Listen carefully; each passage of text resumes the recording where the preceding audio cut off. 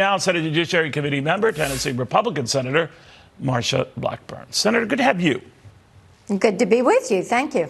Do you think that, part of the rationale behind even asking this is that the House will probably go ahead and impeach the president on some grounds and then, drop it in the Senate's lap? Do you think that's going to happen?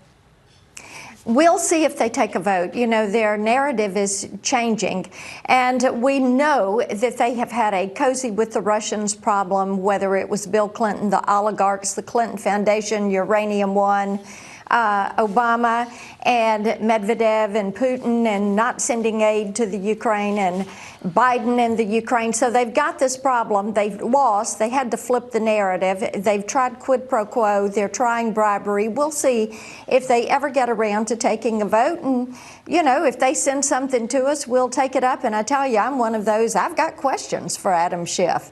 I've got some questions I'd like to have asked. Such as? I would like to know why Adam Schiff took that call and it was a spoof call, and said, "You've got dirt, I want the dirt, I'll have my staff follow up." I want to know if he knows the whistleblower, who the whistleblower is. How many times did he meet with him? How many times did his staff meet with him? Did his staff work on writing that whistleblower report? Why did the CIA change the rules and allow hearsay?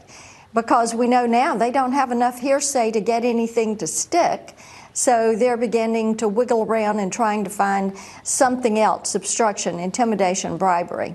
All right. In the meantime, with Maria Ivanovich's testimony yesterday, the president's been criticized for tweeting about it in the middle of her testimony, and Adam Schiff then using that as to say in real time the president was tampering with a witness and all.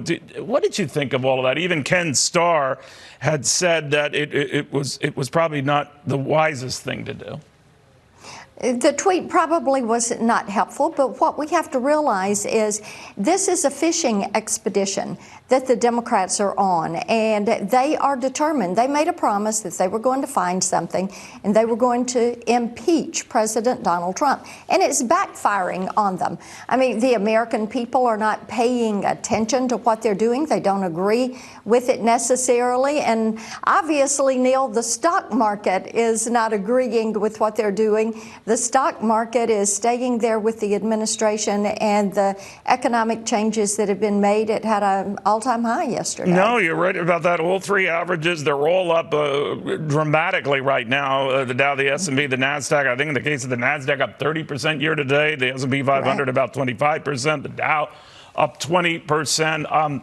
Obviously, investors are saying there's no there with this. Do you think, or do you worry that people get ahead of themselves on this, and that you like what you're seeing, but everyone just sort of bring it down a little bit? I think what you're seeing is the Democrats are kind of being too cute by half on this. Adam Schiff and his conduct, the way he treated Elise Stefanik yesterday, was absolutely awful and unacceptable and very arrogant. You're talking about Congresswoman Elise Stefanik. Now, she also said that regarding that tweet, Senator, as you just did, that I disagree with the tweet, but that she could understand why the president did it because he didn't have representation in that room. If the Senate were to take this up, would that be something you'd insist on? If the Senate takes this up, and as I said, I hope that we do so we can ask some questions, and then you will see due process that is there.